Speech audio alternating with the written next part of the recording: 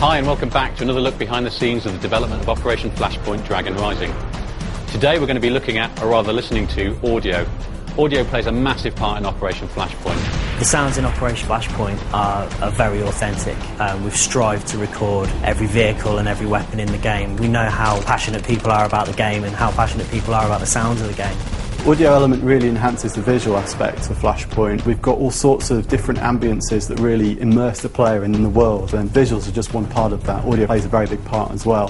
For example, when you're walking through a forest or patrolling a forest, you get ambient bird song, and the guys have actually gone out and found the animals that inhabit that part of the world to make sure it's authentic. Silence can be just as important as terrific noises.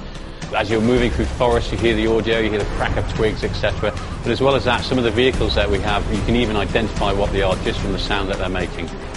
We're allowed to mic up these tanks and vehicles with many mics just to get every intricate detail of doors opening, closing, engines, interior sounds of these vehicles moving, all of which you'll hear in the game. We use audio as a tool in Flashpoint. It lets you know that you're under fire. It lets you know where the fire's coming from. Audio plays a vital role within every mission in Operation Flashpoint. It's really important to dictate the mood of what's going on, whether you're hearing very long distance gunfire and combat to know where particularly large engagements happening, or whether you're using it to cue in where the enemy are located for spec ops missions. Artillery is one area where the audio really helps the visual aspect of the game. When artillery shells land across the valley, you actually get the sound delay, so you'll see the flash, you'll see the explosion, and then we model the speed of sound, so the actual shockwave and shake as the bass kind of hits you from the explosion. The sounds that we place within missions really do aid the player to find their way through the missions. They're going to know where a key installation is that the enemy have because they can hear it from a distance away.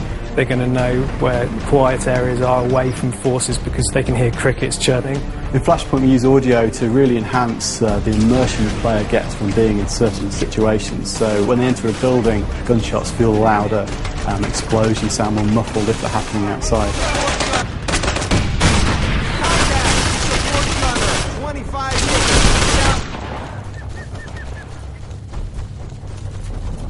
When someone's firing at you from 500 metres away or 1,000 metres away, it's an actual asset of that weapon being fired at that distance. It's not trickery, there's no filtering or EQ being applied.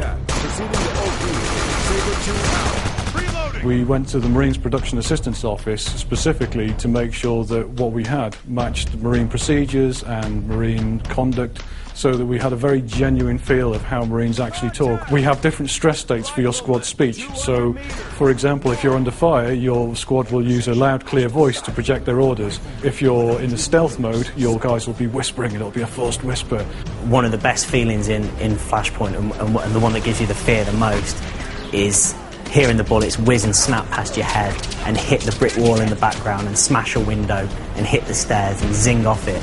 These things really make you panic, and it was one of the most important things to get into Flashpoint. We think that when you start coming under fire and the PLAs start really suppressing you, you're not going to want to put your head up over those sandbags because one of those bullets could tag you and that'll be it.